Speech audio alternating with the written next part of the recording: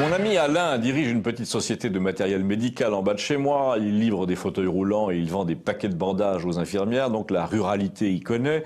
Et parce qu'il connaît, il voudrait bien en parler dans les médias. Mais il ne sait pas par où commencer. Il a déjà essayé il y a 1 an, mais il n'a pas choisi la méthode la plus simple. Il est devenu suppléant d'un candidat du Pont-Aignan. Et il m'a dit qu'il n'y avait pas plus efficace pour noyer le poisson que de brasser comme ça des généralités sur les traités américains, des blablas sur les appellations contrôlées, mais rien sur la vie des gens, alors que les gens vont aux réunions pour entendre parler d'eux-mêmes.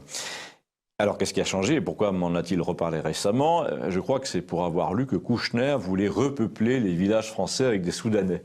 Alors là, pour lui, la coupe était pleine. En gros, il m'a demandé ce que je ferais à sa place pour attirer l'attention. Je lui ai répondu, mais je ne suis pas à ta place. J'aurais pu enchaîner en disant que justement, il n'y a plus aucune place pour la ruralité dans notre monde. Mais au lieu de faire de la littérature, j'ai été plus direct. Je lui ai dit, quand tu t'interroges sur le statut des ruraux aujourd'hui, tu ennuies tout le monde. Il faut reprendre le problème au ras des pâquerettes. Les ruraux sont invités à suivre le train de la modernité partout, mais le train va trop vite. Les ruraux payent les mêmes impôts que tout le monde, alors qu'ils n'ont pas les mêmes avantages. Les ruraux sont obligés aujourd'hui d'avoir une voiture entretenue comme celle du type de Rotterdam qui descend dans le sud de l'Espagne 2 fois par an, alors que eux, ils vont au marché de Saint-Afrique 1 fois par semaine. Les ruraux payent plein pot les autoroutes qui passent derrière chez eux alors qu'elles sont amorties déjà 3 fois. Les ruraux n'ont plus de maternité alors qu'ils cotisent à la Sécu comme les autres. Leur médecin référent se trouve à 40 bornes et il a 2000 patients sur le dos parce que tous les cabinets ferment. Les ruraux qui laissent des outils dans leur jardin se font visiter par des bandes de Roumains 1 fois par trimestre, mais la gendarmerie est sur répondeur, ce qui ne les empêche pas de faire souffler dans le ballon alors que les Roumains non. En gros, les ruraux payent comme les autres ou plus que les autres pour un service toujours moindre.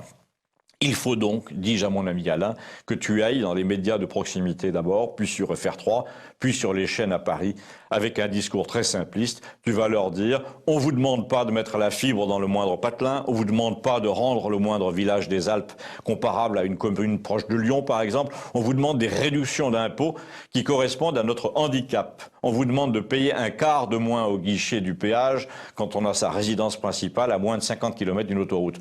On vous demande de tenir compte du prix de l'eau qui est exorbitant chez nous dans l'imposition locale. On vous demande de créer une vignette ruralité qui sera comparable au tarif résident pour le stationnement dans les grandes villes et qui rendra le contrôle technique des véhicules moins cher ou plus doux.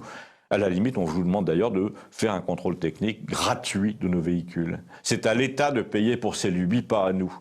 Mais si tu veux vraiment attirer l'attention sur le problème, lui ai-je dit, il faut sauter à l'étape ultérieure. Il faut montrer que Kouchner, l'un des plus gros profiteurs de la République, oui, là je peux en parler, j'ai travaillé pour lui, est en train de suggérer un système qui subventionnera les communes endettées pour qu'elles accueillent des migrants et elles ne pourront pas refuser.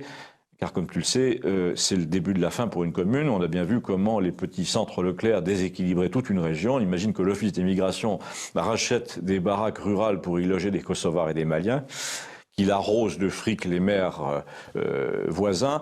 Eh bien, c'est contre ça qu'il faut te battre, lui ai-je dit, en faisant quoi? Mais en montant sur un bidon pour haranguer la foule. Il m'a répondu, mon pauvre, à 67 ans, je suis pas sûr de pouvoir monter sur le bidon, sans me casser la gueule.